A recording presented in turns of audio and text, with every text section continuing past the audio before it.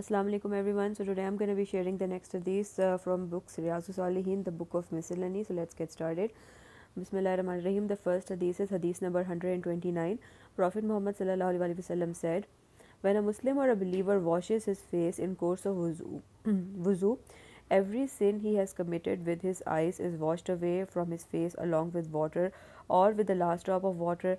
When he washes his hands, every sin he wrought is erased from his hands with water or with the last drop of water.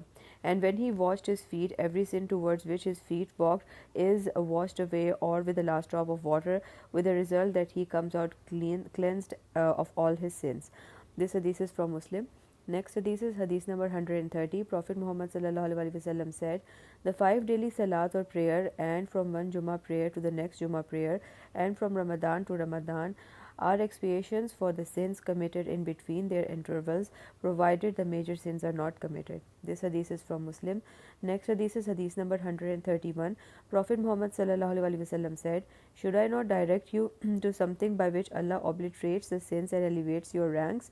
Companions said, yes, O Messenger of Allah. He sallallahu alaihi wasallam said, performing wudu properly, even in difficulty, frequently going to the mosque and waiting eagerly for the next salat after a salat is over. Indeed, this is a ribat.